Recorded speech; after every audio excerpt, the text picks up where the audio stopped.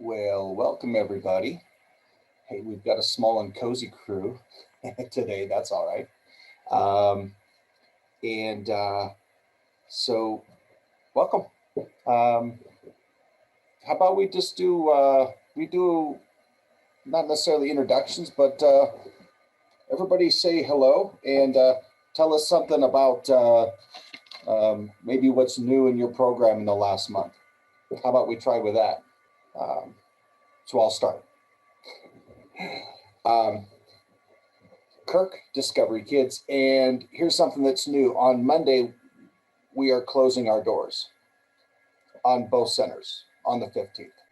And we're going to do a staff team building and appreciation day. So I'm not sure why I put that book, but I interviewed the author of Child Care Millionaire a few months ago. In his book, he suggested closing your center for 1 or 2 days a year, charging your parents, and do a full-on staff team building, team appreciation training day. And so we're doing that on Monday. This has been a few months in the works. We put a lot of great thought into this. And so we're going to be out at Tirado. We're doing coffee and little breakfast stuff. We're doing a full lunch for everybody. And we have a huge packed agenda of team building things, staff appreciation at the end, some trainings in there, a couple of the big ones. If you've ever followed Chris Murray, one of the people that she's had at some of her seminars is Will Bowen, who is the world's complaint-free specialist. So we're doing some activities with that. I've got another gentleman on from New York. He's going to call in, and we're doing having staff do the 5 main factors of personalities.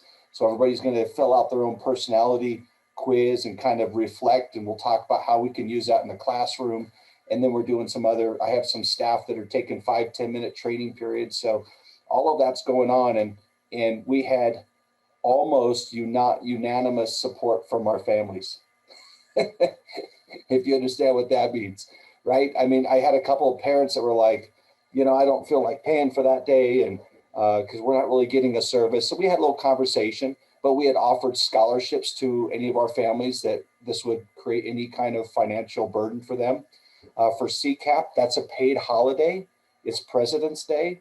And so all of our CCAP families don't have to pay, but we charge $35 per child for everybody else enrolled in our program. Even if they came Tuesday, Thursday, they're paying $35, and we've promoted it. I've done videos on it. And I mean, we have parents that are just thrilled, and we've got some really cool parent testimonials that they're doing right now for us to share with our staff. So that was a long intro, but I'm really excited. Just wanted to share that with you. So I'll be happy to share next month and let you know how it went. We'll have a really cool video put together, and we're going to record a lot of this for future training. So, okay, super long intro. That's what's new with me. Who else would like to jump in? Miss Daisy, I know you're Dusty. You're ready to push that unmute button, aren't you? Yeah, I can do that. So I'm Dusty Blossom from Little Blossoms Early Learning Center, and we are opening up a new preschool room, hopefully by the end of this month. It was supposed to be beginning, now it's middle, and will probably actually be the end of this month, first part of March. Wow. We're opening that up, so we're really excited about that. Great. That's one of your toddler rooms that was converted. It was an infant, but yes. Oh, the infant. Okay, great. I got excellent advice. Jen. I'll go next. I'm Jen Freed with Little Peaches Home Childcare. We're a large home out in Palisade, and I am actually looking at having surgery. So I have been working on getting all my stuff together for my staff so we can still operate, and going through 6 years of paperwork, which is fun. Don't get behind on paperwork. Like, I just throw it in boxes, and now I've got actual grown-up file containers I'm doing. Yeah, so the tax lady can actually find stuff too.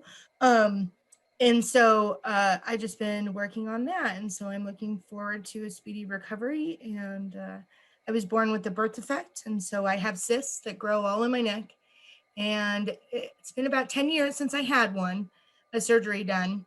And they just are slow growers, so they don't really affect me, but I have been very like tired. My oxygen levels are okay. And so I just think it's time to get another one done. I'm kind of scared. Last time it was pretty intrusive, pretty bad. I mean, they cut me through here, they cut me through here. They went in through my mouth and did laser work, and like, I'm just not looking forward to it. So that's my focus, is getting the business all up to date and taking the business training, doing EQIT, and then actually Stephanie's got an ethics training at 1:30. So we're probably going to cut short, Kurt, just to let you know, No problem. to do the ethics training as well. So, but that's all that's going on at Little Peaches. All right. Would anyone else like to jump in there? Well, Stefan, let's pass the mic to you because you've got 19 minutes till your next meeting. How about that? Okay. Well, in the ethics training that Jen was describing, I'm doing it for the next 3 Wednesdays. It's not 3 Wednesdays altogether. You can just join one. I did have that question, but it's just about an hour-long training, and it's for social, emotional, that kind of thing. But sorry, it did coincide. It was going to be with one of the pilots, and then it got bigger. So don't mean to laugh with the Directors Network, but I kind of feel that way. So I'm looking at the agenda and just a couple things. The Colorado Shines Brighter CDA opportunity, that enrollment is open. It was open on the 8th, which was Monday, and it will be open until February 26th. And then it will close again. The next time it will open will be in May, and then the last time this year will be in August. So this is the first opportunity for folks. So this is that self-paced, folks that want to do it online at their own pace. They're ready to go with that kind of thing. They still get advisor support, but feel confident that they could kind of push through online curriculum. It is a full scholarship. There's a $500 stipend or $300 stipend, sorry, with that one upon completion of their 120 clock hours. The other CDA opportunity that's coming up soon that has open enrollment is the Mesa County CDA. That's an income eligibility based application and scholarship. That one, the course begins March 2nd, and it's with an instructor, and you meet for 2 hours once a week on Tuesdays for 8 weeks and crank it out. So that's that faster track instructor live cohort that we'll have for that one. For that one, it's fully scholarshiped, and that one's a $500 stipend. So those are the 2 different ones that are coming available right now. We probably won't do that one again until fall. So those are the 2 options available. Kirk, would you mind maybe sharing and clicking on that link, or do you want me to? Yeah, I gotta leave in 15 minutes. I'm trying to share my screen, but it says host disabled the participation screen sharing. So I don't know that I'm logged in as the That's what it says. host. I wonder, Who's the Nancy, host? are you logged in maybe before me?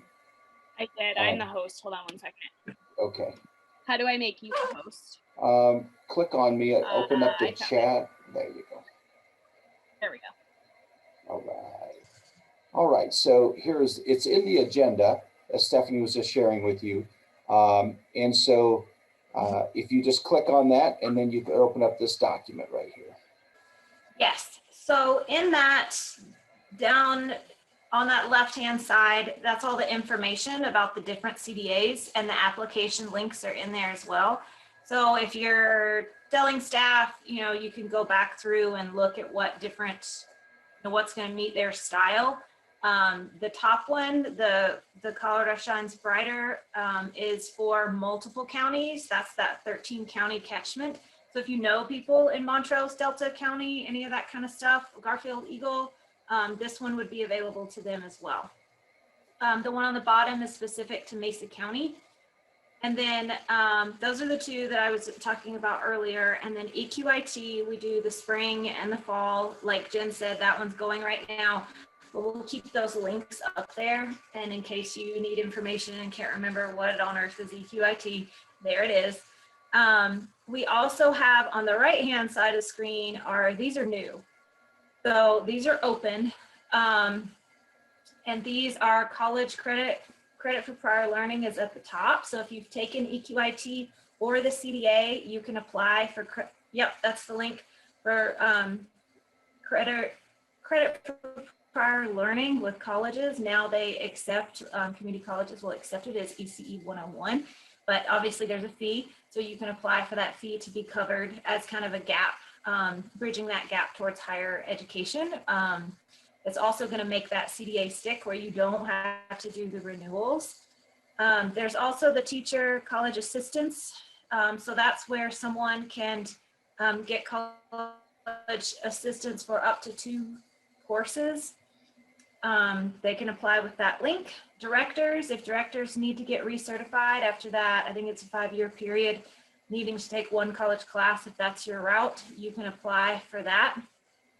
And then the one below that is the director's college assistance towards getting director qualified. There's an application link. There's 2 of those. With PCF, there's some funding available for college stuff, and they'll be able to assist with that. And then there's another link with this one. Kirk, if you wouldn't mind going to the next tab at the bottom.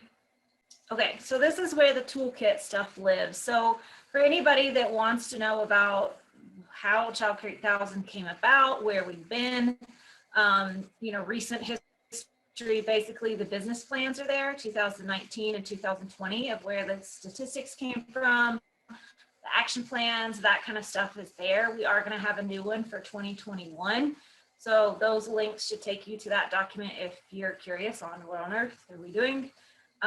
Those are there. Great, perfect. And then the development opportunities, I just have them listed below. The trainings like the ethics in action is one that you can request for your center, as well as family involvement. They're both about 1 hour trainings. I can make them longer. Usually we try to speed them up for everybody's time. But I can also write professional development certificates for those. So if you do want staff to go through a training like that, just let me know and we can schedule that. Down below are some of the toolkit pieces that we developed through working with the pilots. Very similar to Kirk's child care enrollment. He has those versions that he's created. These are some versions that are in Google.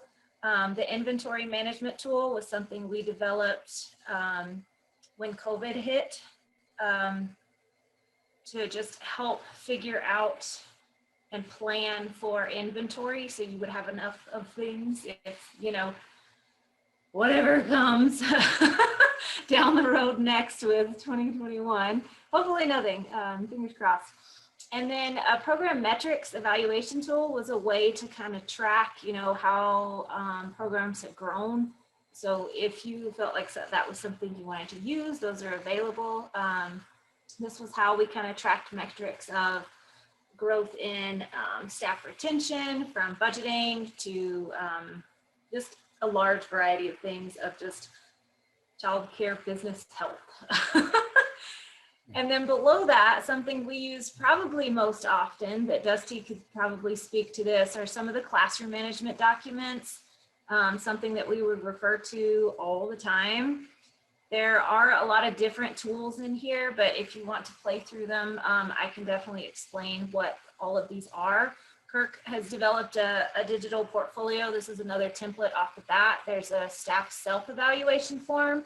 It's very similar to what to one of those quality self-evaluation forms. Another big one is types of behaviors to help coach staff with helping children, or helping understand children's behaviors and the purposes of them. That's a big one. Behavior replacements, that was a big one that we used quite a bit. In my research for a couple of years, that was what was found as most beneficial in trying to figure out how to effectively correct mistaken behaviors of children. Reframing statements in those worksheets, I actually use that today. So that's another one that's pretty common. And then there's some more just different types of tools that we used quite often. Below that are just links to common things, so that you can't remember where to find the sub pool or, you know, Kirk's website, or how on earth do I get back to the resource platform? How do I get to NACI again? These are all just helpful links that it lives in one place, so that you can come to this document and, oh yeah, that's right, that's where that place is. So these are all the links to that. This is a working document.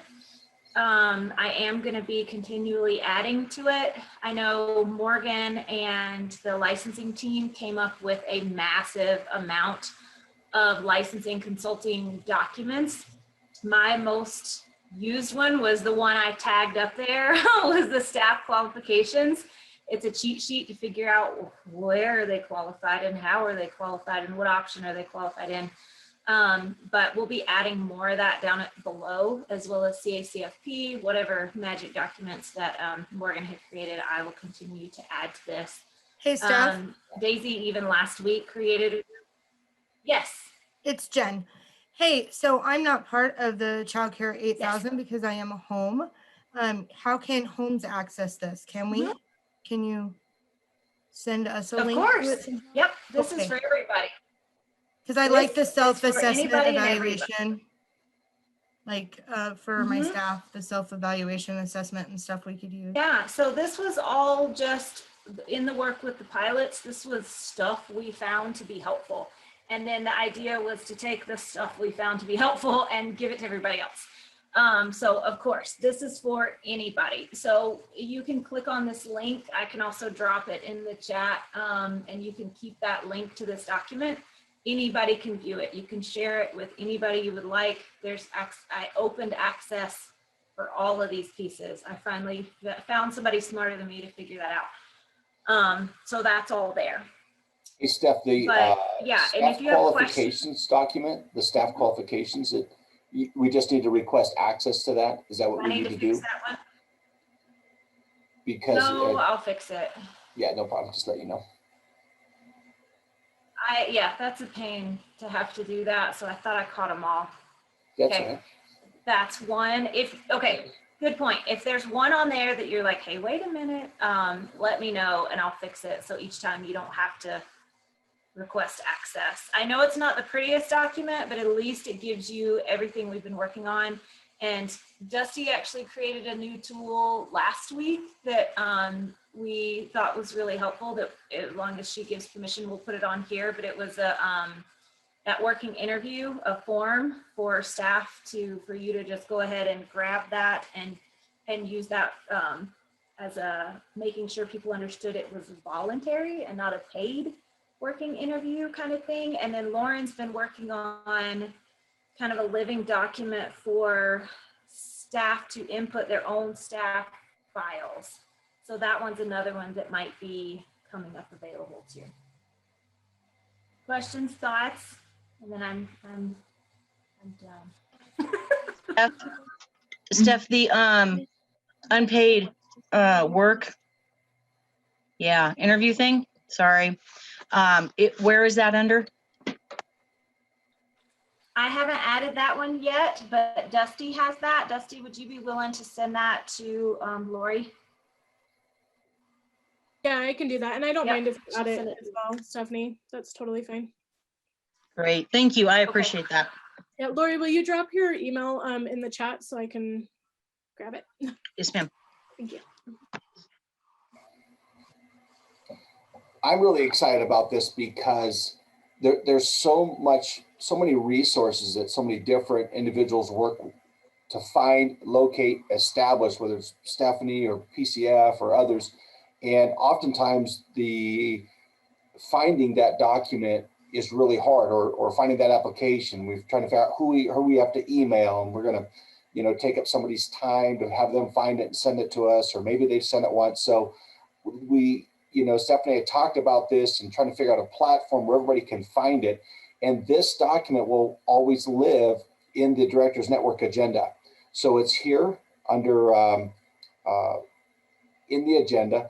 And also in this agenda, go down here to provider forums and resources, where there's all kinds of links here. So that document is always going to be right here as well.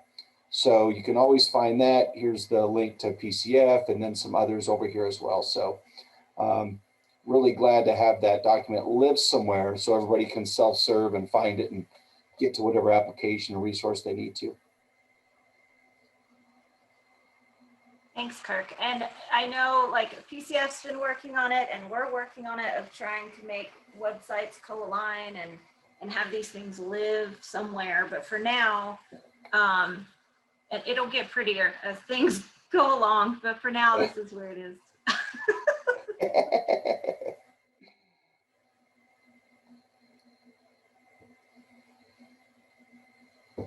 Anybody else have anything else for Okay. Stephanie on this? And you can request things. If there's things that you would like to see on here, please. You're not gonna hurt my feelings. Please, this is all about what you need and something that you feel is helpful. So like Jen, if you think of something that like, hey, this is a resource I use all the time, I will throw it up here. Not throw it up, but I will put it up here. So just let me know. Okay, thank you guys. I'm gonna get ready for my presentation. Sorry it overlapped. Always email me if there's anything that you need. I appreciate it. Sounds great. I'm And leaving speaking- too. Thanks, Kurt. Okay, thanks, Jen. Hey, speaking of overlapping, we're moving our Directors Network meeting to the second Tuesday of every month. There's a lot of meetings sitting out on Wednesday, so you'll just look for that. It's just going to repeat, same ID. Stephanie, again, I found somebody that was smarter than me also, and she helped me reset up the Zooms and everything. So all of our meetings are repetitive for the second Tuesday of every month. So look for that. I've updated the dates down here for March 9th, 13th, and 11th. So we've also, as you found out, we eliminated the password. And we have to have either a password or a waiting room. Clearly, it was much easier to have a waiting room. So hopefully nobody's sitting in that waiting room right now. Let's make sure nobody's in the waiting room. No, it looks good. All right. I see Jess is on there. Hello, Jessica. How are you? Hi, I'm doing well. How is everyone? Amy's Good. also in the room with me. We're working on some stuff at the workforce. Okay. Sounds good. Yeah. Great. Well, we have a couple announcements. Definitely don't want to take too much of your time, and know that you've been getting weekly emails with a lot of this information too. But the big thing that I wanted to put on everyone's radar, actually, there are a few kind of big things. The Emerging and Expanding Grant should be available for providers starting this week. And that grant opportunity is from $3,000 to $50,000. So any program is eligible for this if they're growing their capacity. They're also, if you were to have like a preschool room and you wanted to refit that to be an infant and toddler room or something like that, you would also be eligible for these grants. And then if you know anybody who wants to become a provider, they are eligible as an emerging program. So there should be a lot more details coming down the pipeline in the next week. They're kind of finalizing the different pieces for us to share with you. But that is a great opportunity, and funds are pretty flexible. They can be used for coaching, professional development, learning classroom materials, cleaning supplies, background checks, and then capital improvement costs as well. So if you have any questions about that, feel free to ask me now or shoot me an email afterwards, and love to share more about that. And I should be putting information, assuming that we get it this week, there should be more information in the email that I share out on Friday. So that's one thing. Let me find my way back to the agenda. The other thing, just because I want to make sure it's on everybody's radar, we are starting to approach the end of our grant year, so we have to start wrapping up some of the different pieces. So the deadline to apply for or to sign an MOU with the partnership for CSQI coaching and QI dollars is March 30th. So if you're interested in participating in Shines, getting access to those funds, definitely make sure you start that process sooner rather than later. And along with that, capital improvement projects, we won't be accepting applications for capital improvement projects after March 30th because we have to have all of those projects completed by the end of our grant year. So if either of those things are on your radar, definitely reach out to us and we can start getting that ball rolling. Are there applications that people can grab? Is that something that we could maybe drop into this agenda so they can grab that even at a later date?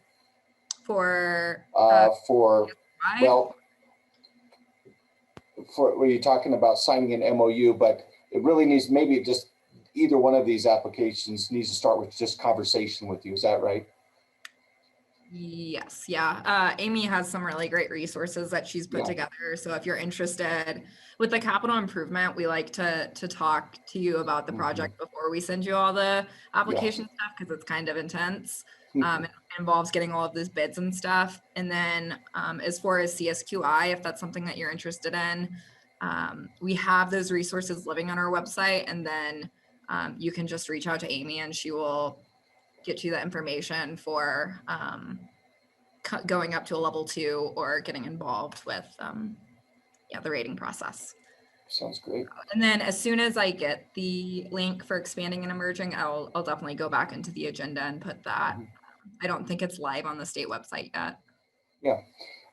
Speaking of signing MOUs for Colorado Shine, so right now the rating system has gone virtual and probably will remain such for the unforeseen length into the future. Do you have any, maybe there's not a question here, because I don't know who has a crystal ball that says that that's going to be the next permanent thing, but has there been conversation about potentially making the virtual ratings a permanent? Not that I've heard of. I've heard the same thing of it's going to be an indefinite change. I know what we've heard is that it's been pretty positively received by some providers in the state. So I think that's giving them something to chew on. I know, and this is another thing I'm going to drop into the chat here in a second. There is a webinar last week hosted by, or 2 weeks ago, maybe, time flies these days, hosted by Arapahoe's Early Childhood Council, and it was a Reach for a Rating webinar. And it had providers from their community who had gone through the virtual rating process, and it was kind of like a forum-based discussion, and that was very, very informational for me. And I feel like I'm in a lot of the meetings where we're getting the information. So I'll definitely share that, because if the virtual rating is something that is scary or doesn't seem like something you're really ready to approach, I think that webinar was a really great resource. And I'll share our current experience because we're right in the middle of our virtual rating. Our window is January and February, and we were quite apprehensive on the short deadlines we felt and so forth, and the concerns about being in a quarantine, which we've still had to go through one last week in a classroom, and how that might set us back. But from our personal experience at Discovery and Fruita, it's a pretty positive experience. We've got two great coaches with Rishma and Carly, and the access to those coaching meetings is far more accessible than it would be if it was a location based.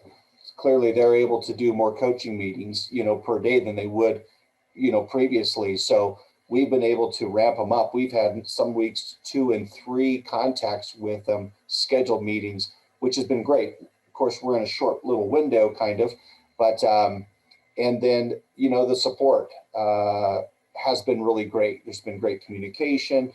And if you're thinking about rating, I would really encourage you to maybe, reach out to PCF and have that conversation. I'd be happy to have that conversation with you too, if you want to go in depth as far as our personal experience. But as a owner director, looking at your staff and having gone through a traditional rating, it's very stressful for staff because number one, they don't know whose classroom is going to get rated. They don't know what day it's going to get rated. And so the month of that rating, if I look back 4 years ago since we were rated, people are, someone is sick and all of a sudden they're like, oh, my main teacher is sick today. What if they come in today? That's stressful. The virtual takes a lot of that stress off of your staff, I feel. And that is, I mean, that's just a fact, that we can coordinate times. We were able to video the classrooms after hours on the weekend. And on the weekend, there may have been a glass of wine involved in that, just because the gals are on camera. They're like, oh my gosh, I hate this. And so, but it was, I dare say, enjoyable. But I mean, there's parts of it, at least you could stop and breathe and laugh about it. And yeah, it really took a lot of stress off of us, quite honestly. And whereas we never considered Rating Junction, I was having that conversation today, and I thought, you know, if we're going to do it, our Junction Center, I would much rather start at least with a virtual rating. So, you know, we're contemplating that, whereas before it just wasn't of interest to us. Just there's some unique aspects about, you know, a building with different rooms in there, and it's very non-traditional and some other things. So, and, you know, we're 6 years in down there, so it's still, I mean, we're out of the infancy stage. But anyway, yeah, I feel like that the virtual rating for us has been a great positive experience, much more so than our previous experience, which was our first. It's always a little bit easier to rate the second or third time, no doubt. But so anyway, there's my plug for virtual ratings. I think that, and if you're doing it, make sure you give back. If it's positive experience, make sure you give that positive experience and pay that upward. Like, let them know, because although there's not a lot of substitute for having a coach on site, hands-on, working with your staff, and certainly that, hopefully that comes back. But there's a lot of positive things that we're certainly realizing from this experience. I'm really glad to hear that it was mostly a positive experience, comparatively too. I know with the tech, it creates some challenges, but in a lot of ways, it seems like it takes some of the pressure off of the actual rating experience. Yeah. And another thing that I wanted to add is if you haven't signed an MOU yet, you would, if you're a level 1 right now, you would have 24 months to prepare for a rating. And if you are a level 2, you would have 18 months. So if you're interested in participating, you can get 2 years of grant funding before you even have to rate. So definitely a consideration too, because we might be out of a virtual rating in the next 18 Right. months. So definitely no pressure to sign an MOU and rate next month, unless that is the particular situation. But I don't think anybody is in that boat here. So yeah, so if you have questions or anything you'd like to discuss about Colorado Shines, definitely reach out to us sometime in the next month so we can make sure you're at the right place and whatever it is you want to do. And That's then good. 2 comments, just responding. Number 1, if you're concerned about the tech aspect of it, because you're a director and you're like, all this uploads and documents and transitions, and just find someone that works in your center that's tech, because you have tech people that are in classrooms right now, and you can pull them out for that. And that's what we did also for this. We pulled an extra staff out, put an extra staff in the classroom, so that we had 1 extra staff focused on working with all of our staff on their PDIS uploads and their continuing education, all of that kind of stuff. So that's a great, you have tech people in your program. And the second thing, oh yeah, what is the timeline? You said if you're level 2 up, you have up to 18 months. Can you put in for, hey, I'd like to rate in 3 months? Or, I mean, how far out are they? Do you know? yeah, it's kind of a tricky question with the fact that so many programs got backlogged in the past year with COVID. But basically, if you were to sign an MOU and then in 6 months you feel we're ready to rate, this is a great time to do it, we want to do it, you would then submit for a rating through PD or QRIS.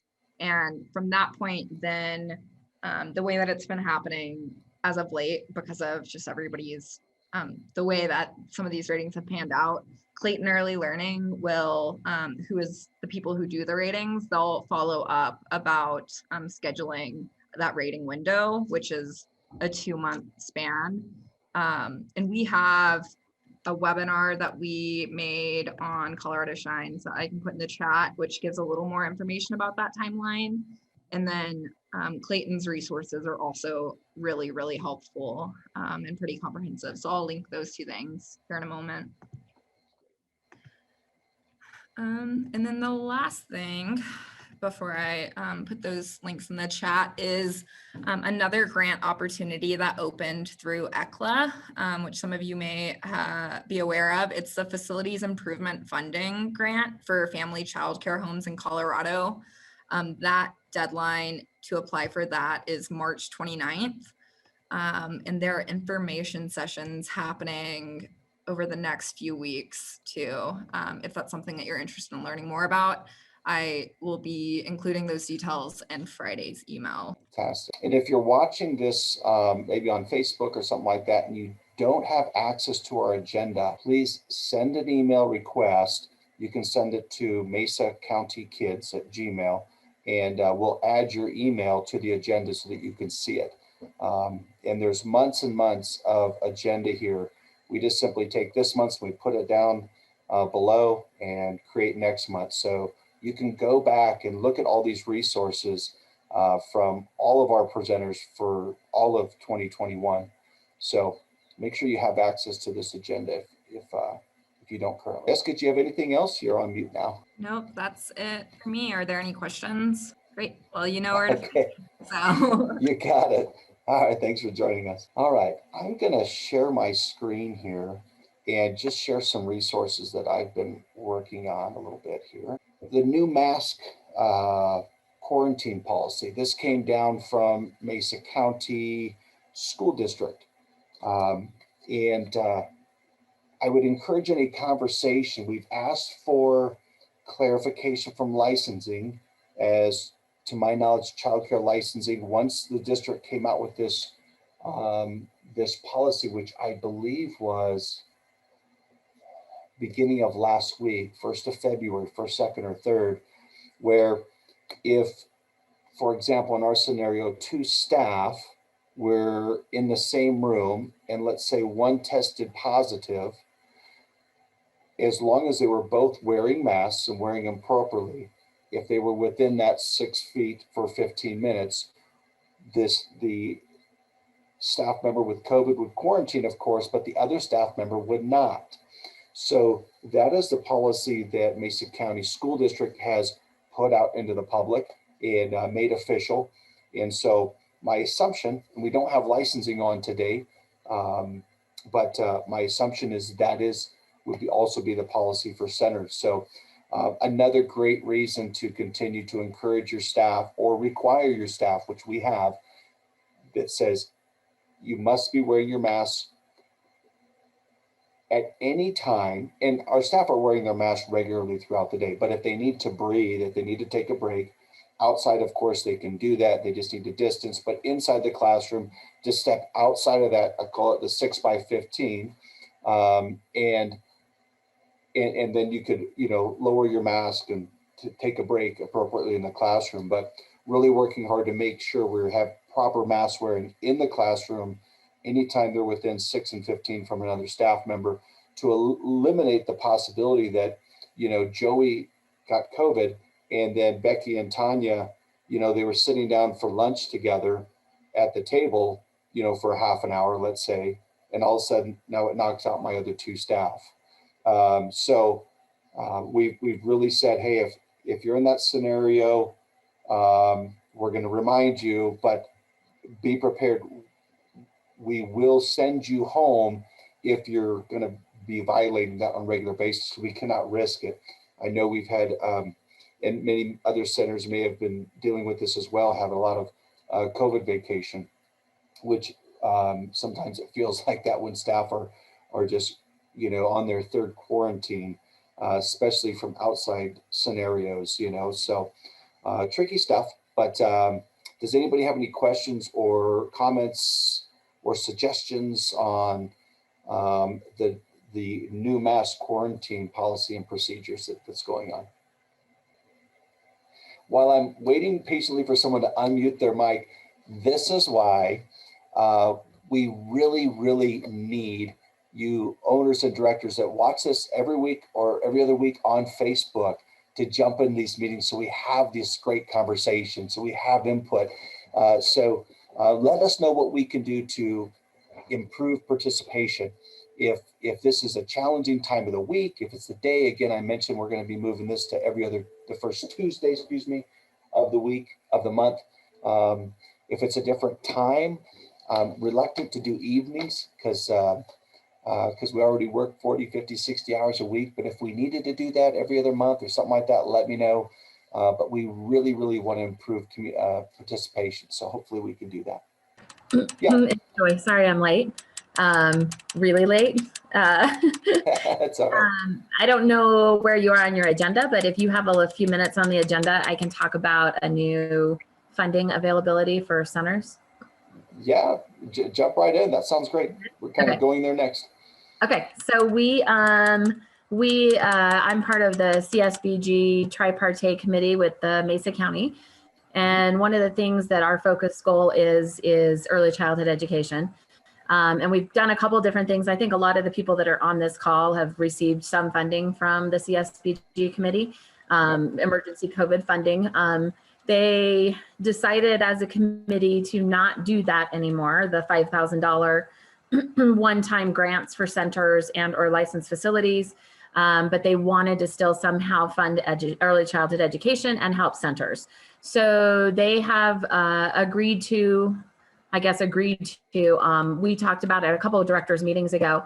They want to help families with tuition bills that are behind directly due to COVID.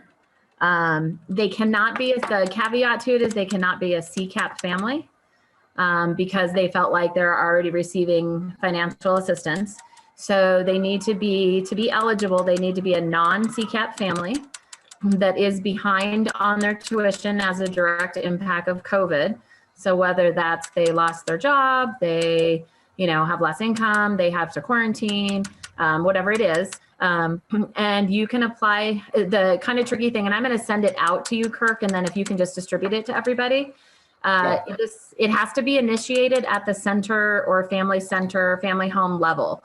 So the center nominates a family that you feel could benefit from this assistance. You nominate through a really simple Google form. You nominate the family, and then it'll walk you through the steps, but then the family has to provide income verification directly to Mesa County. So centers don't have to mess with any of the income guidelines, collecting anything from families. The center is merely responsible for nominating a family that you think could benefit, and then giving the form that the family needs to fill out to the family so that then they can complete their portion of it. So I think they want to see what is out there and what the need is. Directors would submit as part of their Google form how much that family is behind. And then, what their outstanding balance is directly due to COVID. And then the committee, depending on the number of requests that come in, as well as, how many families it is necessary, they want to fund a portion of their debt to help families in Mesa County have some relief and keep their kids enrolled in early childhood education. So I will forward you, Kirk, the information because I have no idea how to do it on here. But I know that you have a lot of Yeah, Joy, one thing we could do, I have you as an editor on the agenda, and I've added you down here. Do you think you could just paste that information right there with the links? What do you think? Or email it to me. I can sure try. You can sure email it to me. It'll be quickly. But if you're watching this in not real time, we'll have this information on the links down there. And the other place, I'll forward it to Stephanie and see if she can put it on this these resources on this document as well. Yeah, and I think that the lady who's coordinating for our committee, I think she was going to send it to Stephanie anyway. And then it's also going through PCF. So they're trying really hard to minimize the confusion. They don't want families to think they can just apply directly. So because because it has to be initiated by the center or the family home, they only want it to go out to people that are on that email list. So I will try to update your agenda, and then if not, I will also email it to you. No, that sounds great. Do you have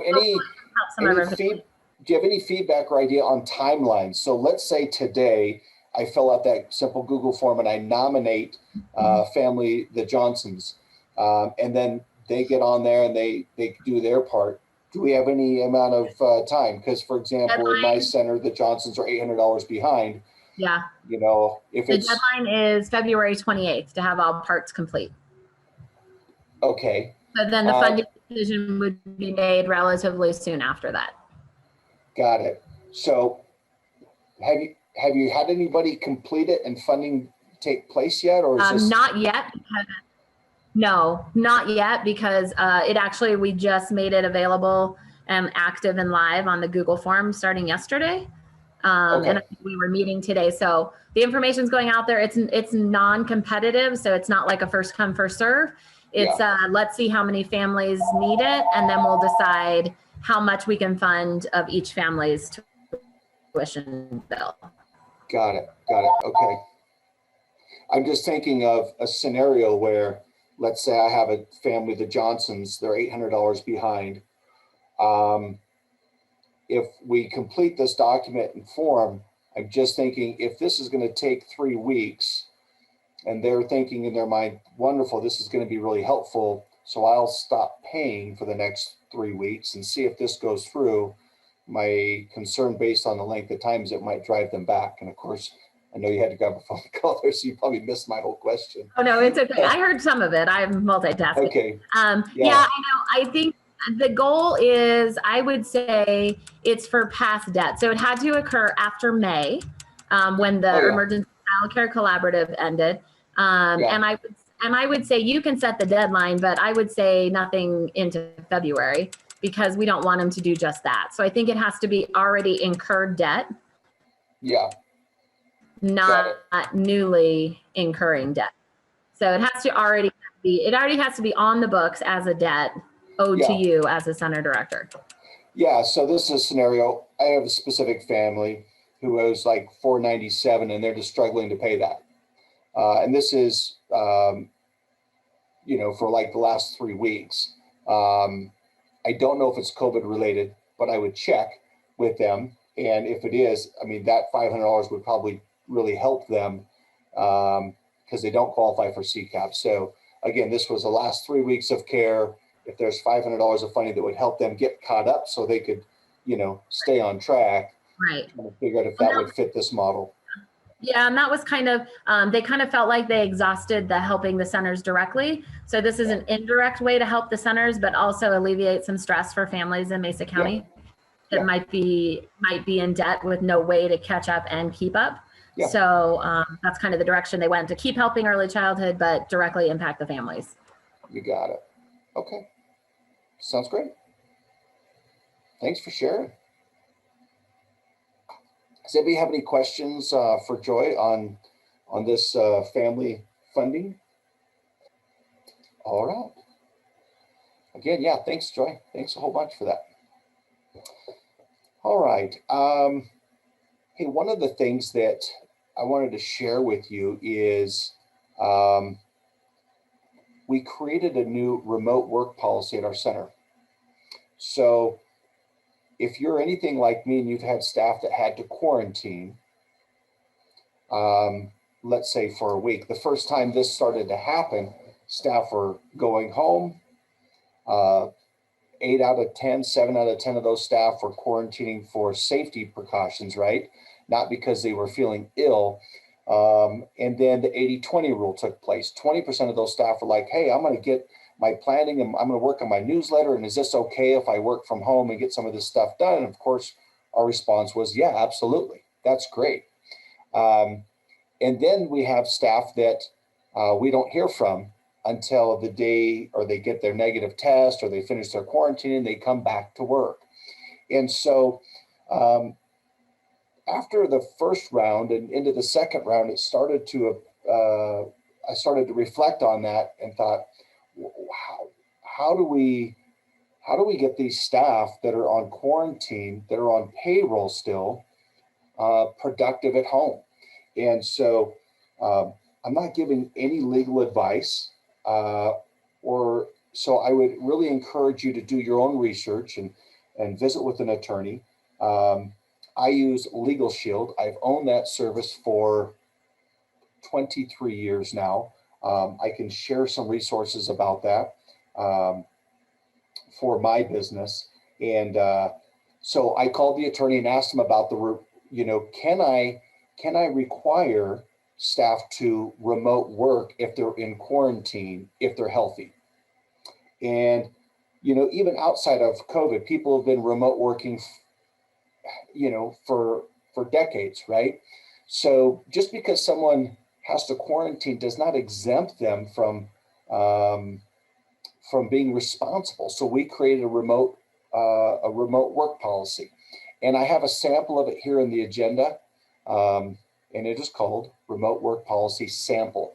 So this is one I just pulled right off of a Google search, and so right now my attorney's reviewing that for me, but we're making it clear to our staff now that if you have to quarantine, we're going to expect you to check in at your normal shift time of the day. So if you work 7 to 3, then check in at 7 and send us a voice message of what your plan is, what you hope to accomplish that day, and then send in a message at the end of the day and let us know what you have copied, and then just screenshot your work somehow and just send it in to us. And this has been about 50% successful so far.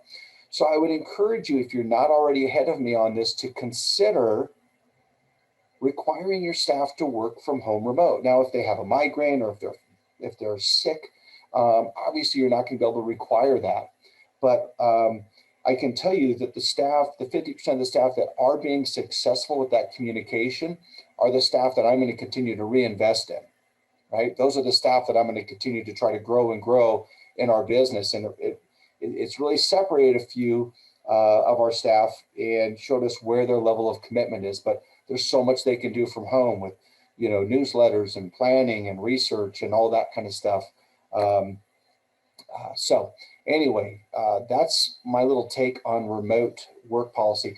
Let me ask you this. Has anybody had their staff or had put some new policies in place that have worked and been successful when it comes to having your staff remote work? To be honest, I never even considered it. It's never been like even a thought process in my mind. So I have had zero success because it was a 0% idea. So yeah. Well, what's your thought? I mean, how does this conversation now strike you? What's running through your mind? I don't know. I'm not sure how. I mean, I'm definitely going to take a look at what you've created and kind of see that thought process through there.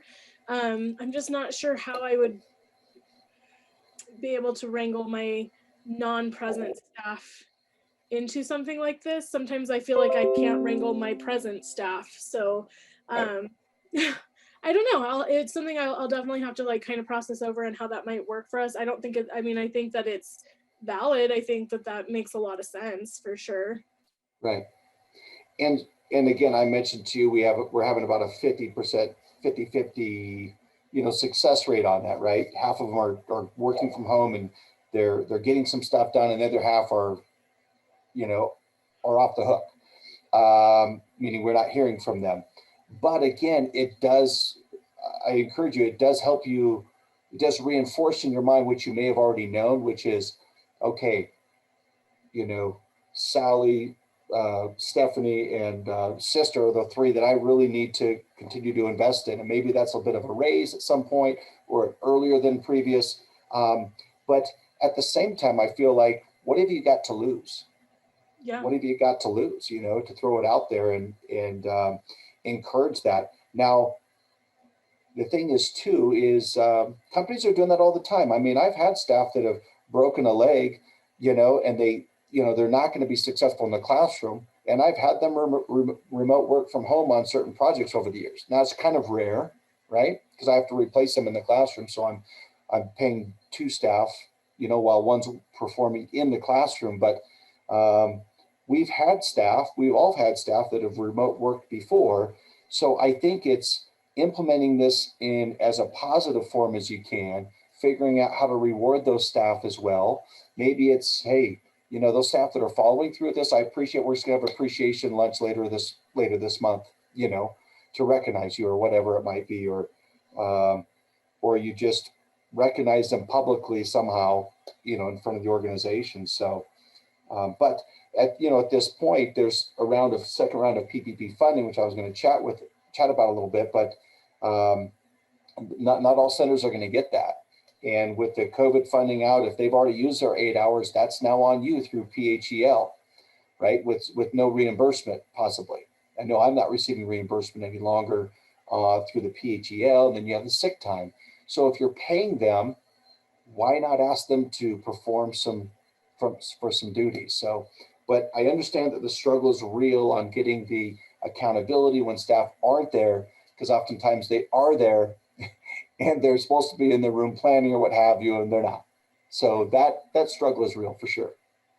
Well, and I think that, it's a little off topic, so I won't spend much time on it, but I think that might be a conversation I might be hitting you up with here pretty quick, because it's been a real struggle for me. And, just in cooperation and how to, I just really respect the, progress that you have with your staff when you talk about owning your center and stuff. I need to work on that. So I might be hitting you up here pretty quick. Sure, of course. You bet. Anybody else have any feedback, thoughts on this whole remote, requiring your staff to plan or to work on newsletters or things like this remote? I just wish the government would have thought about this and instigated it. Maybe that would have been nice. Well, but there's remote working laws in place. When I was talking to my attorney, he talked about things like, from a work comps issue, you need to have that conversation. And I'm not sure I'm so comfortable with saying, oh, you're covered. If you're sitting at your dining room table working and you fall off your chair and bonk your head, that work comp's got to cover you, right? So this is where I'm still at the infancy stage of this, but there's laws that probably do come into play on that, whether they're covered for insurance while they're working for you remote. So there's lots of things to consider, but I apologize. I didn't mean about that part. I'm sorry. I was being a jerk. No, that's fine. That's fine. I wish someone would have plugged this in my mind back in October, when we first had to do our quarantine, and really set that bar there. Because now the other thing is too, if you've had staff been quarantining and not doing anything at work, now you've got to change their mindset. Like, oh, okay, now I got to be accountable for that time. And that's not easy, right? That can be tough. So yeah, Lori, to your point there, though, it would have been nice if that conversation maybe would have happened some time ago. So before everybody gets acclimated to what we certainly refer to as COVID vacation. In many cases, not all. Hey, Kirk, the link on the agenda to your workplace policy, it says access is denied. Just a heads up when I tried to click on it. The link, the link to the Google Doc for the workplace. Okay. Just a heads up. Okay. I'll have to figure out how to, okay, open link. Nope, not that.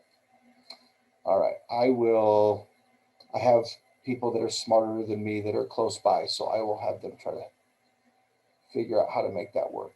Okay. And that's for the remote work policy. One thing you can do, I should have not renamed that. I'm gonna go undo that.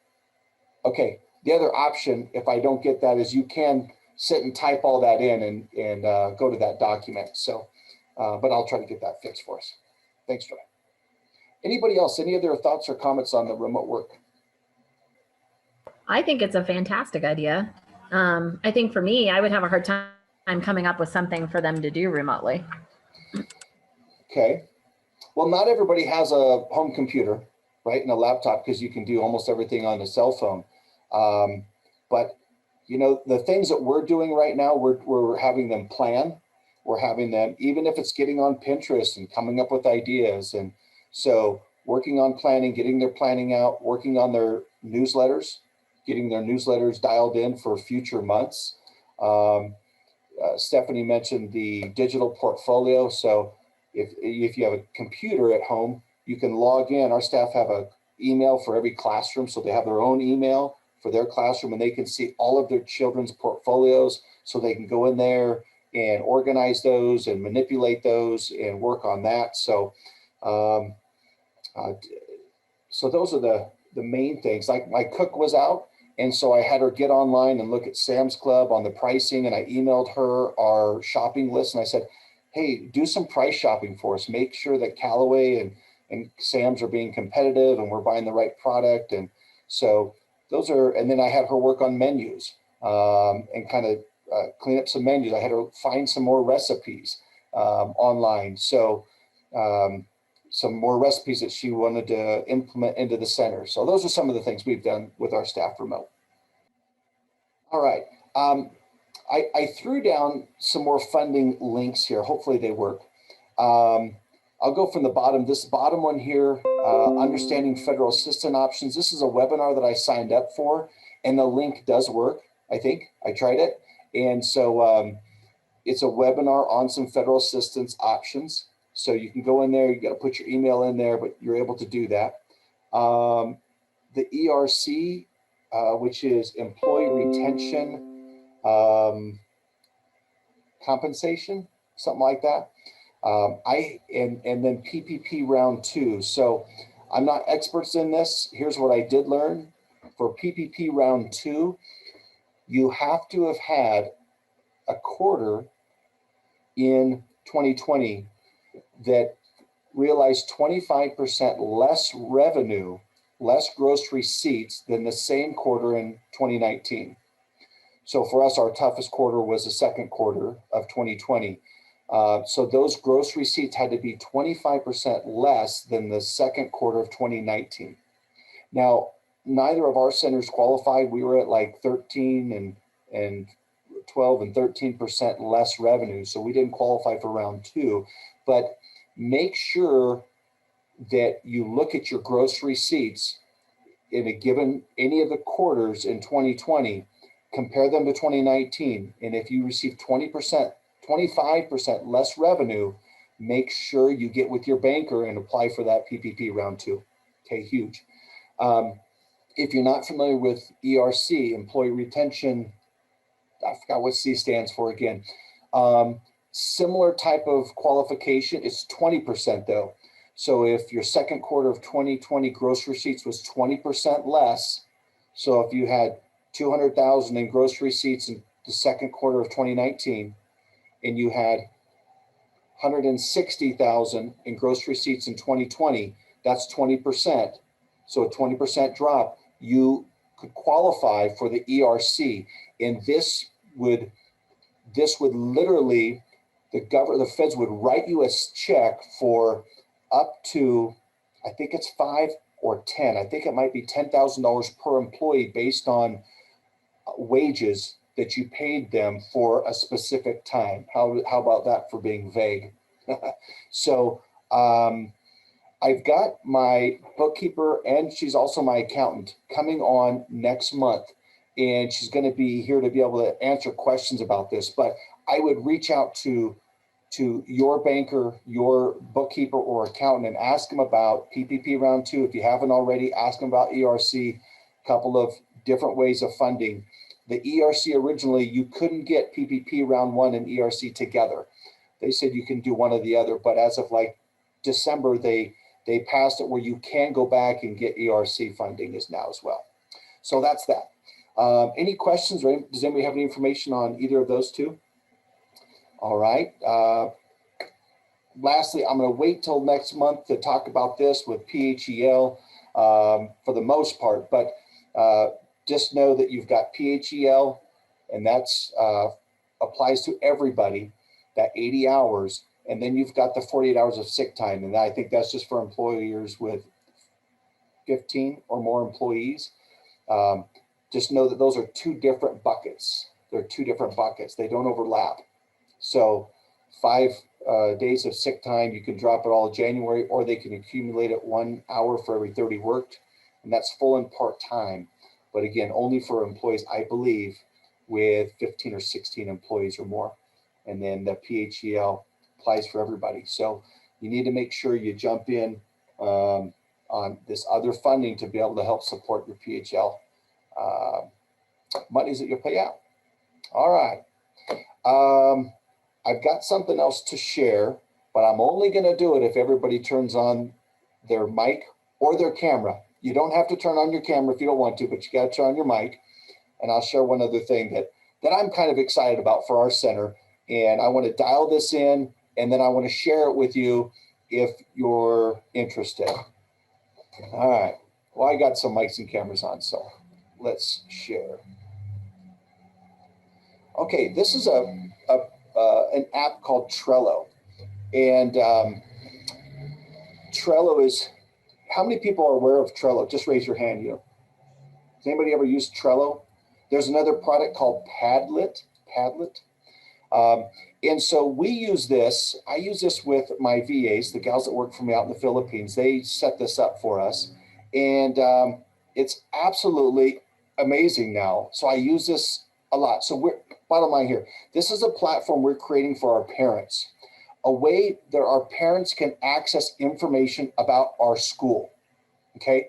So I gave a tour to a dad yesterday, single dad, young guy. He's like asking me about rates, and he says, and I said, have you ever heard of the child care assistance program to help you pay for daycare? He says, or child care. He says, no. So we had it on the wall. He says, well, can I take a picture of it? I said, sure.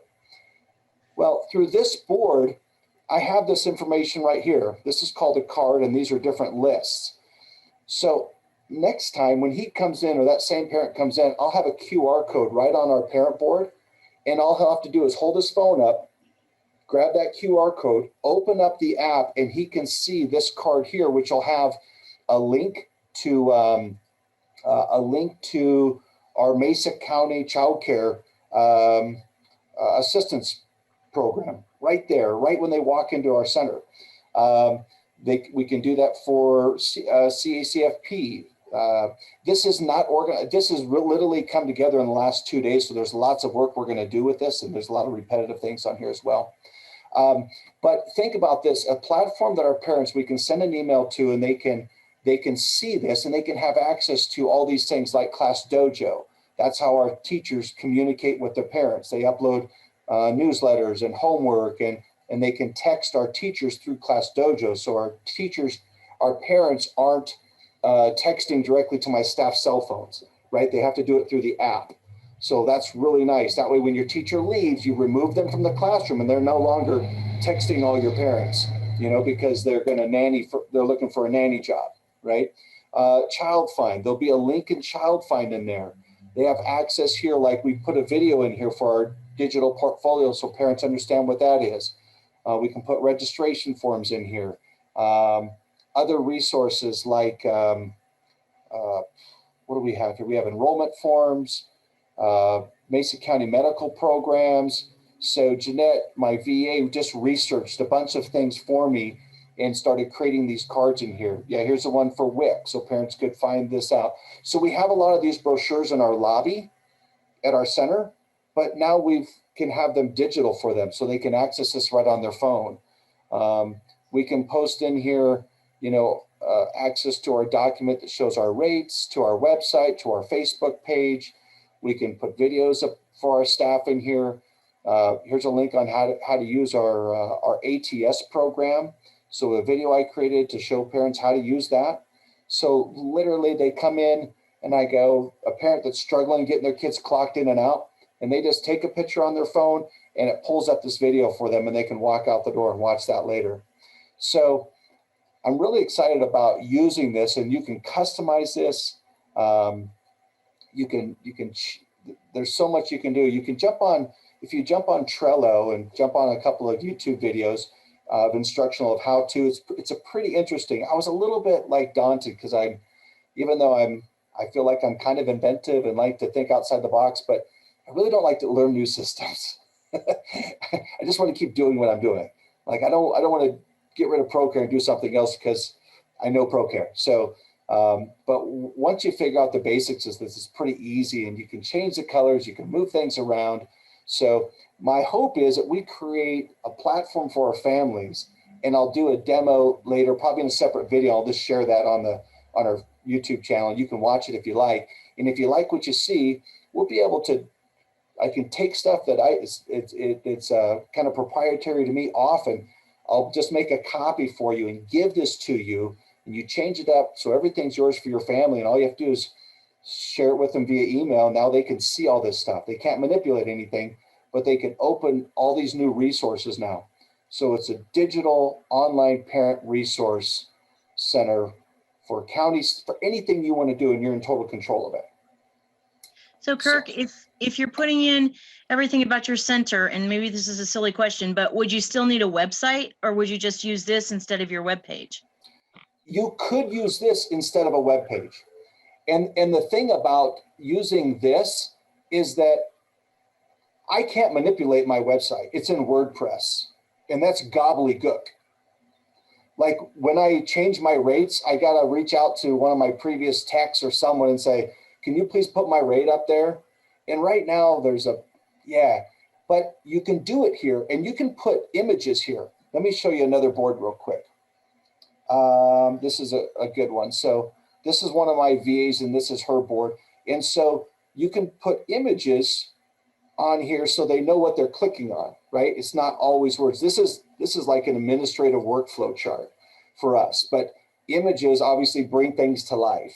Like that document here that Stephanie was talking about, we're probably going to switch that over into a Trello document, just so it's nicer to look at and see. Oh, I'm trying to get back to, there we go. So, you know, we made one for my handyman. So here's Austin's board. And as you can see, the background is paint rollers, right? And so this is a way that I can organize all the things that he needs to fix. So and he can get this right on his phone and organize right on his phone. You can sign up for a free membership. You can create 10 boards for free. And I'm on a free membership right now. But my intention is to do a paid membership, was it $120 a year? Then I can create unlimited boards, and then you can allow people to view these boards without editing. So I'll talk more about that later, but that means that I could create this center board platform for you and then give it to you, and you're in control of it, and then you can invite people and all of that. I feel like with one membership, I can share this with you, and then you can have the benefits of having a paid membership. So that's what I'm wanting to do for our Mesa County providers. So yeah, what other questions do you have on this? Again, parenting classes we can put on there. Right now I take that image off an email and I upload it to Facebook, which is great. But again, just kind of resources. We have where parents pin their business cards up on the wall, in this little bulletin board. Well, we could do a digital one here for them too. They could just send me a digital, take a picture of their business card, send it to me, and I'll throw it in there for them. Hiring, I can put applications in there. My hope is then that after we've kind of figured out how to do the center board, is we might make a separate board for staff, right? So they would have access to, the different links. And so, and again, it's just kind of nicer to look at, and you can organize it, for brand new staff, for orientation stuff, as well as applications, job applications. You can insert videos in here, all kinds of stuff. I'll just do one last little peek in here. And so again, inside these documents,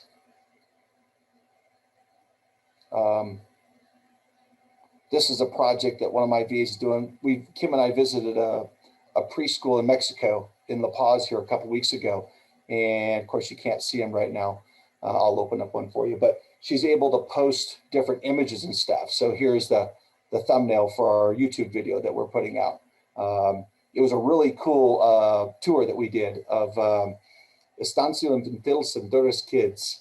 They're a small little preschool in Mexico. It was amazing how similar they do things to what we do here. I mean, the developmental, the tracking, and I mean, gosh, they track kids like crazy there, from safety and health and development and all that kind of good stuff. So look for that video. That should be out here in the next week or so. But so that's a little bit of Trello. Anybody have any other questions or thoughts on it? All right, question. Who has not received, because I know a few of you have, a $50 Amazon gift card yet, courtesy of Mesa County for the directors? It's yours, Lori. I'm sending it to you. You are our winner today. So, and you're here every week, month. Thank you so much. But in all fairness, Kirk, I won a couple months ago, maybe it's 3 months now, but I never got the card. Or how I was supposed, whatever I was supposed to get. You got it. I guessed the right number 1 month. I was just billing Mesa County for the last few months, and I was trying to track everybody to make sure I knew what month. So thank you. Because I did think I was missing one. So let me get yours out to you. Thank you. Yeah, absolutely. Absolutely. All right, everybody. Maybe it was a bit of a crazy February. I'm not sure, but hopefully we can kick our attendance up. I think we've got some great information in here. Is there anything that you gals aren't hearing or we're not talking about that you'd like to see on the agenda? Any suggestions, ideas on how we can build our audience and participation? And I know, because I'm recording everything right now and they're going to be able to see and get all this good information. I know Facebook and those recordings steal some of our audience, because it is kind of nice to be able to watch stuff at your own time. But any thoughts or ideas on how to build our audience here?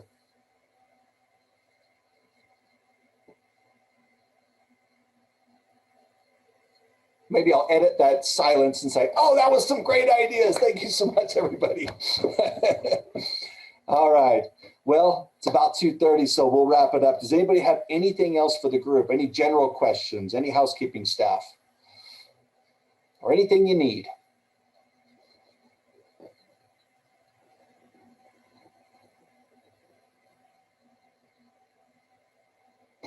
All right. Well, I tell you, I'm really excited about Monday, like crazy excited.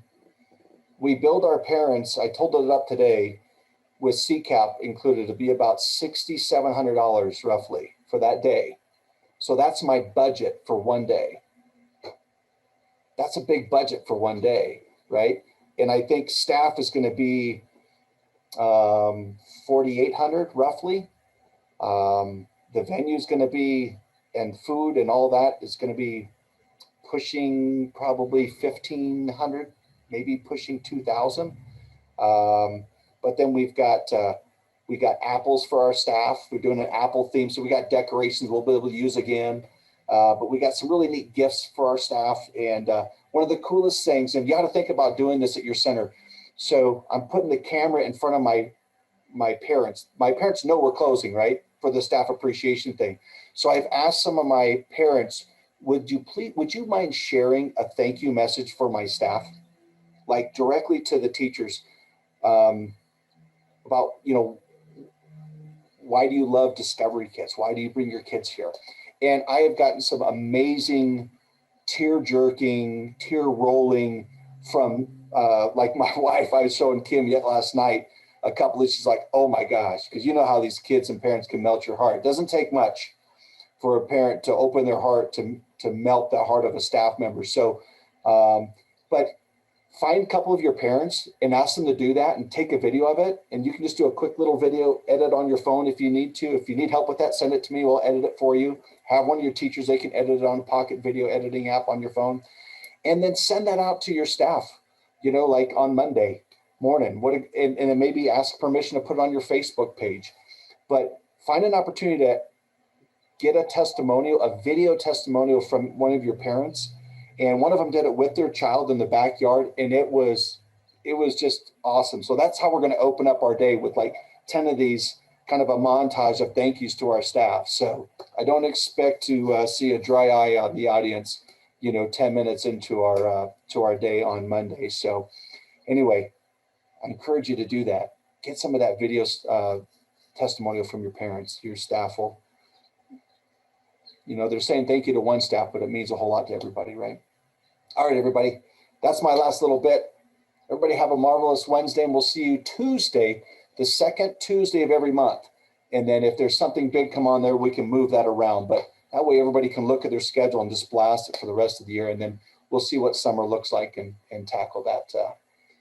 Those Tuesdays actually look pretty good. So, all right, everybody. Thanks. See ya.